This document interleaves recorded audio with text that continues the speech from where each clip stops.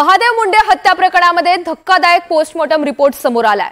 या रिपोर्टनुसार महादेव मुंडेवर 16 वार करून हत्या करण्यात आली होती। मारेकरी सपासप वार करत असताना महादेव मुंडे जीवाच्या आकांताने विनवण्या करत होते। मला मुलाबाळांसाठी सोडा असं सतत सांगत होते, पण मारेकऱ्यांनी त्यांचं ऐकलं नाही। महादेव मुंडे यांच्या हत्येला 18 महिने उलटलेले आहेत आणि तरीही त्यांना न्याय मिळत नाहीये। पोलीस प्रशासनापासून मारेकऱ्यांच्या आकांपर्यंत सर्वांनीच हे प्रकरण परळीच्या मातीत खोलवर दाबलंय। पण हा धक्कादायक पोस्टमॉर्टम रिपोर्ट पाहून तरी सरकारला जाग येईल का?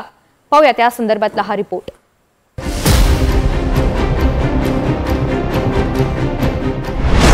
महादेव मुंडेंचा पोस्टमॉर्टम रिपोर्ट समोर।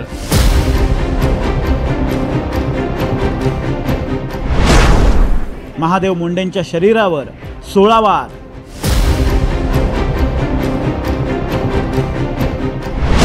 अवघ्या 12 गुंठ्यांसाठी महादेव मुंडेंची अमानुष हत्या।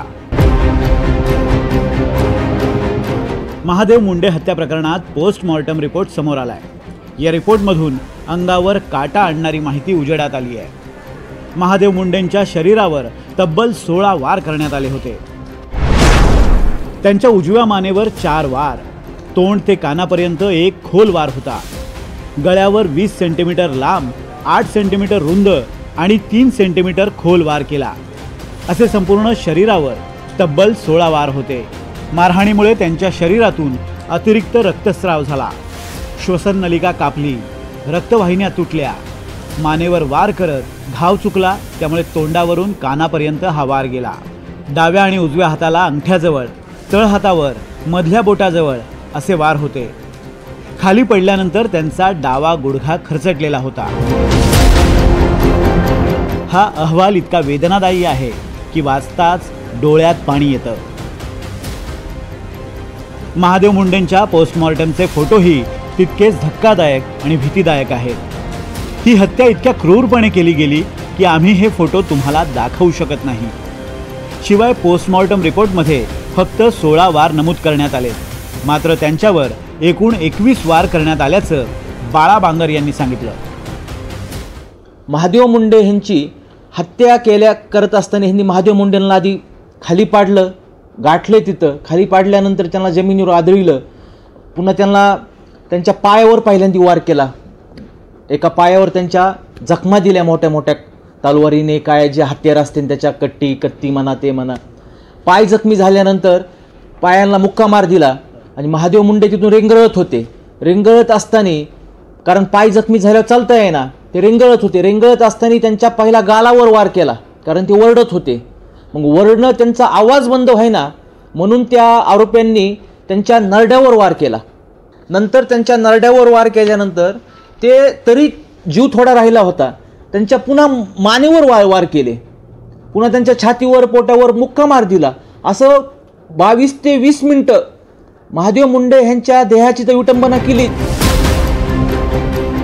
विशेष म्हणजे हत्येला 18 महिने उलटल्यानंतर आज महादेव मुंडेंचा पोस्टमॉर्टम अहवाल समोर येतोय, पण अजूनही आरोपी मोकाट आहेत। महादेव मुंडेंचे मारेकरी कोण हे अख्ख्या परळी जिल्ह्याला ठाऊक आहे, पण आरोपींना पोलिसांचं संरक्षण मिळाल्यामुळे आरोपी मोकाट आहेत। इतकंच नाही तर पोलीस अधीक्षक नवनीत कौवत यांना तपासादरम्यान चुकीची माहिती पुरवली जात असल्याचा आरोप बाळा बांगरनं केलाय।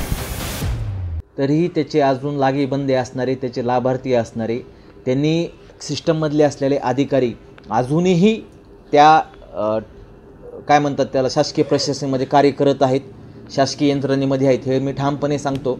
SP साहेबांना पण, पोलीस अधीक्षक साहेबाला हे जे मिसगाईड करतात, पोलीस अधीक्षक साहेब फार छान आहेत, कावत साहेब त्यांचं कार्य छान आहे, पण त्यांना मिसगाईड जे करतात ना, हे सगळे वाल्मिक कराडनी आणलेले आसपासचे लोक आहेत। कारण ह्याच्या अगोदर जे IPS अधिकारी महादेव मुंडे खुनाचा तपास करत होते, त्यांच्या पण भूमिकेवर सर्व जनतेने व प्रसारमाध्यमातून प्रश्नचिन्ह उपस्थित झालेले आहेत। ते इथून बदली करून गेले असते, पण त्यांनी पण मागच्या 6 महिन्यात कोणताही तपास केला नव्हता। त्यांचे आणि कुणाचे कसे संबंध होते, वाल्मिक कराडचे आणि त्या अधिकाऱ्याचे काय संबंध होते, मला जास्त आत्ता बोलायला लावू नका, वेळ आल्यावर मी नक्कीच बोलन। गोट्या गित्ते, राजा फड, भावड्या कराड, श्री कराड यांच्या नावाचाही संशयित आरोपींमध्ये समावेश आहे। यापैकी गोट्या गित्ते हा वाल्मिक कराडचा राईट हँड मानला जातो। वाल्मिक कराडला अटक केल्यानंतर गोट्या गित्ते पोलिसांच्या गाडीसोबत होता. कराडचे सगळे अवैध धंदे हा गोट्या गित्तेच सांभाळत असल्याचं म्हटलं जात आहे. दुसरा संशयित आरोपी राजा फड. हा राजा फड तोच आहे ज्यानं मतदान केंद्रावर एकाला मारहाण केली होती. याशिवाय राजा फडचे हवेत गोळीबार करतानाचे व्हिडिओ व्हायरल झाले होते.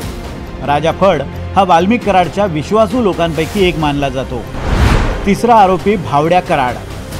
हा सुद्धा वाल्मिक कराडच्या विश्वासू साथीदारांपैकी एक. भावड्या कराडची पत्नी राजकीय क्षेत्रातही कार्यरत आहे. तर भावड्या वाल्मिक कराडसोबत त्याचं काम पाहायचा. याशिवाय चौथा आरोपी आहे श्री कराड. श्री कराड हा वाल्मिक कराडचाच मुलगा. कराडच्या काळ्या धंद्यामध्ये त्याची मुलंही सक्रिय आहेत. कारण बंगल्यावर फोन आला तपास थांबविला म्हणलेले आहे. त्यामध्ये वाल्मिक कराडनीच फोन केला का तपास थांबविला. मग डायरेक्ट ह्याच्यामध्ये जे आहेत भावड्या कराड त्याच्या नावे 12 गुंठे जागा आहे. म्हणजे जो माझा नवरा घेत होता जागा ते तात्काळ भावड्या कराडनी घेतली आहे. आणि श्री कराड आणि गोट्या गीते आणि राजा फड या सगळ्यांचा PCR घेतला पाहिजे आणि आरोपींना तात्काळ अटक केलं पाहिजे SP सरांनी. या हत्येत वाल्मिक कराडच्या मुलाचाही समावेश असल्यामुळेच तत्कालीन पोलीस अधिकाऱ्यांनी हे प्रकरण दाबलं. मात्र बीडमध्ये नव्या पोलीस अधीक्षकांची नियुक्ती झाल्यानंतरही महादेव मुंडेंचे मारेकरी अद्यापही मोकाट आहेत. न्यायासाठी सहकार्य करावं म्हणून ज्ञानेश्वरी मुंडेंनी जरांगे पाटलांकडे धाव घेतली आहे. आंतरवाली सराटी इथं जरांगे आणि ज्ञानेश्वरी मुंडेंची भेट झाली. मनोज जरांगेंनी न्यायासाठी संतोष देशमुख प्रकरण जसं लावून धरलं तशीच मदत त्यांनी महादेव मुंडेंना न्याय मिळवून देण्यासाठी करावी अशी मागणी ज्ञानेश्वरींनी केली आहे. एक पत्नी आपल्या मृत पतीला न्याय मिळावा म्हणून 18 महिन्यापासून सरकारला विनवण्या करते. पोलीस ठाण्याच्या पायऱ्या झिजवते. हताश होऊन विष प्राशन करते. पण झोपेचं सोंग घेतलेली ही व्यवस्था जागी होईल याची कोणतीही चिन्ह दिसत नाहीये.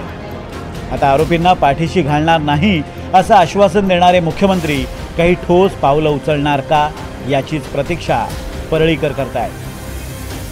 आकाश सावंत, NDTV मराठी, बीड.